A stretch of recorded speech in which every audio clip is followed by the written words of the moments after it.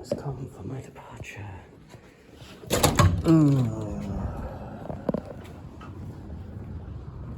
Alright, well that was the hardest part of the work week. Hi everybody, it's Steve. Time for another sketchy walk home, and I'll be surprised if I can top last night, just in terms of how many random people were just kind of in my vicinity, just between here and the Mac stop right around the corner. It's a little breezy tonight, which is actually nice. I'm kind of glad there's a little bit of a breeze because I'm warm from the work day. But that was the hardest part. I'm working a 5-day stretch, but Friday, Saturday, Sunday, 9-hour shifts. Tomorrow and Tuesday are 7-hour shifts. So the hardest part has been defeated by me. What's this guy up to? This guy's up to no damn good. Just out for a night ride on your little scooter. Anyway, so I'm glad I am, as I said yesterday, I'm trying to draw back and not, try to work myself to death. And I had a pretty successful weekend of it. But when you work about 27 hours in less than 2.5 days, at 2 a.m. in about 3 hours, it will have been 2.5 days since I started my Friday shift at 2. So 27 hours in less than 2.5 days, that will, that's going to exhaust you no matter what you're trying to do. I can only imagine how I'd feel right now if I had gone 110% that whole time. I probably wouldn't even be doing this right now. I'd be just too pissed over how tired I was. And now we're entering the dark. What the fuck? What is going on?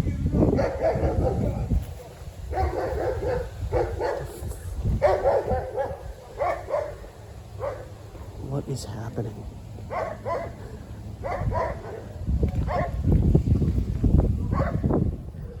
I don't know what's going on right now.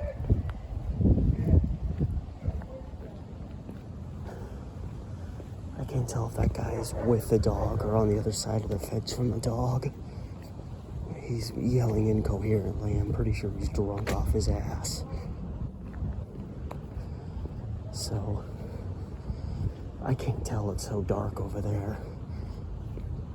If he's in the yard with the dog, then he probably lives there. If he's on the side of the fence then he's just some drunk bumbling around. So I'm going the long way, because I didn't want to wander into the darkness over there. The fact that the dog was barking so loud long before I got there makes me think that this guy is just over by the fence and the dog's barking at him because he doesn't like it. Yeah, this guy is drunk. He sounds like an old sailor, just drunken sailors. Take the boat into the rocks. I don't give a shit anymore. And I couldn't understand what he was. Anybody waiting around the corner for me? No. And I couldn't really understand anything that guy was saying, but I kind of think it was just some drunken gibberish targeted in my direction, because it wasn't until I entered that parking lot and I got pretty close to that area, that was the first time I heard that guy talk. I was just hearing the dog bark, but once I showed up there, that guy started just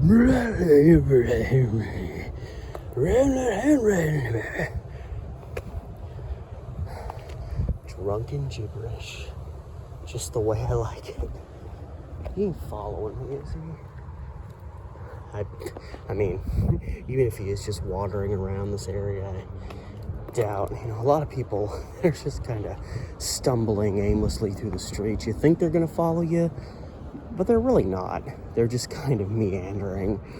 To follow you would be to exert a lot of extra energy, and I'm not about it, and they're probably not about it. But hey, it's not really a true sketchy walk home for work without one random nut coming into the picture. So there you go. Still not quite competing with yesterday. I'm hoping I don't have another guy on the Max platform who just walks by me and it's just like, I mean, that guy may have just been happy. Oh my freaking God. There's another car over here. There's a random car in the lot. That's all 3 nights since I've been back at work. Friday, Saturday, and now Sunday. Random car in the parking lot with its lights low. What the hell is that? What is it? I mean, as a guy that's walked through this stretch for like the last 4 years, very rare, even at night, that I would see cars just in the lot like that. You know, it's a periodic thing, but not super common. That's 3 nights in a row that in some random part of this parking lot, there's been a car parked, but like with some of its lights on, kind of just lingering. And again, you know, this is a spot where people will just, you know, nobody's really around, so I guess if you want to come and get high by yourself, you can come to this area. I don't know. It's just rare that in 3 days in a row, I'm on a streak. This happens again tomorrow and the next day. That's 5 days in a row. That's a bingo. Venturing into the dock.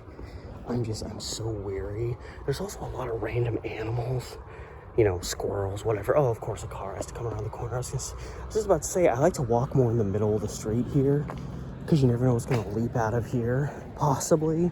So if I'm further away from it, the safer I am. But of course, right as I say that, here comes a vehicle passing me by. So, right as I was about to say, I like to stay in more towards the middle of the street. Then a car comes. Oh, what was that? Heard something over there. Sounded like someone clacking bottle caps together or something. There's like a... That could be just about anything. Oh, God, I'm ready to get home. I'm tired. I am weary. My butt kind of hurts. My feet haven't, you know, bothered me. They're bothering me now, but that's after three hard days of working. In a very scatterbrained scenario wherein literally like Wednesday night at 10, I find out, oh, the theater's back open, and I got scheduled like 42 hours in 5 days. I was pissed. I mean, when you go from thinking you might score an extra week off from work, and you can like afford that, so it's not a big deal. When you go from that state of mind to, oh crap, I'm working 42 hours in the next 5 days, it affects you. I don't care how hard of a worker you are. Nobody wants that coming out of nowhere. But you know, the positive trade-off is, you know, I just lost a week of work, and I'm working like 10, 12 hours more than usual. So there's some compensation there, kind of compensated. I can just treat it now like I only had a 12-hour work week last week, and that this week I'm just getting the norm. Boy, I'll tell you what though, when Wednesday gets here, I'm gonna be fried. I'm gonna be fried like a hash brown. Oh, that sounds good, right? This is what happens. Like, I swear, I eat my lunch, I get through the last 4 hours of my shift. No, not really hungry. Get off work, start walking to the Max stop, and sometime between like leaving work and the brief walk home through the mall, I suddenly get ravenous, which I guess is fine because I'm only a short while away from home and provisions. All right. This is kind of the usual, especially on a Sunday at like 11:15 at night. Not seeing anybody yet, but then again, all it took was one weirdo on the platform last night to kind of get my guard up a little bit. I don't see anybody. Anyone? Bueller?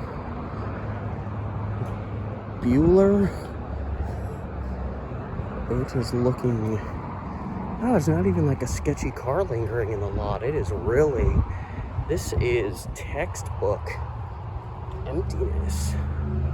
It is just me. Except there's like 3 people living along the side of the road over there that are wandering about. One of them could wander over here, but odds are if one of them wanders over here, they're just going to ask me if I got any money on me, which I actually really don't know exactly how much money I have on me. I don't think it's a lot, but I think I got a little bit. Be like, I'm not giving you any money. I got an apartment. I got a raise in rent, an electrical bill, and internet to pay for. Don't come to me looking for oh, God in heaven. Oh, I almost had a panic attack. So, I thought I didn't have my wallet, because I usually put it in my back pocket. Of course, I reached into my back pocket to pull my pass out. So, the last thing we do before we end for the night is we have to take all the last remaining trash out, take it out to the compactor. And we went out through an auditorium door because there's one right there, but we have to prop something in the door. And usually there's like a little piece of wood there that you can stick under the door to keep it propped open, so when we're done we can go back in through that theater and not have to go all the way around to the front of the building. However, that usual piece of wood is not there, so I had to improvise, and I stuck my wallet in the door. And obviously when I pulled it up, I put it in my side pocket, not my back pocket. So I just had about a 2-second panic attack, and I don't like that someone came up to the platform and now they're walking down here, because I think I still have like 4 or 5 minutes before the Max shows up. Should you come down here? Never mind. I thought there's someone on the platform now, but I thought they were coming. I'm just like, if it's just you and me on the platform, don't come all the way down to the side I'm on. You're gonna make me suspicious. Nobody comes down to this end of the platform unless they have to. Unless it's cranky people. But the person's just hanging out over there. Oh man, that would have sucked. I would have had to turn and go back to work. I would have like no idea, because obviously I put my wallet in my pocket, so there's no place in the theater that I left it at. So I would have to go all the way back, search around in a panic. I would have missed this Max. It would have just been like an extra half hour before I get home, and I'm wiped out. That would have sucked real bad. All right. I just checked on my phone. Max is 5 minutes away. Wonder if this guy over here is a little drunk too. He's kind of, then again, you know, I have a tendency to kind of wobble about just from being tired from the work day. I don't know. And this guy maybe had a little too much to drink tonight. At least he's being, if that is the case, he's being smart enough to take the Max home. He ain't going to try to drive. If, again, driving's even an option in his case. I don't know this guy. I don't know what his life story is.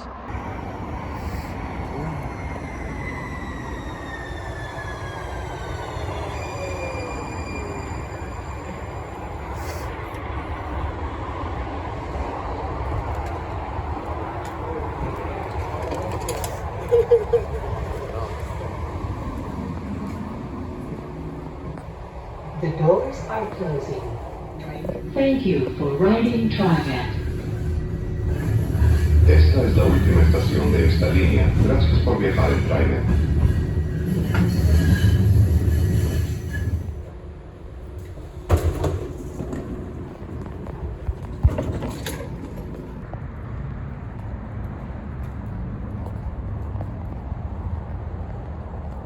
Cutting through the creepy parking garage tonight. So I made the mistake, yet decent choice, to scan through Facebook, and you know, you find a lot of people talking real life on there, and you know, I've seen a few pieces from people who are literally they're giving you real life you know, snippets of what it's like to, you know, not be white in America. And you read those, and then you gotta deal with the frickin' white people responding who are just the worst of the worst kind of people.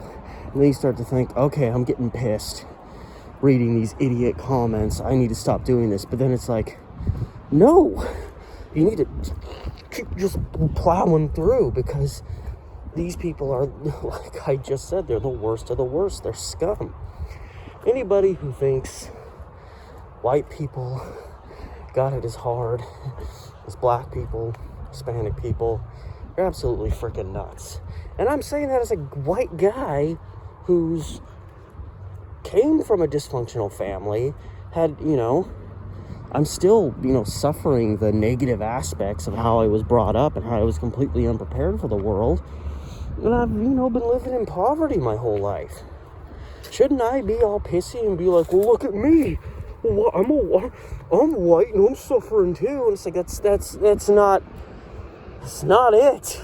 I've had my struggles and all that good stuff, but I've never had to worry about getting shot by a police officer who pulls me over.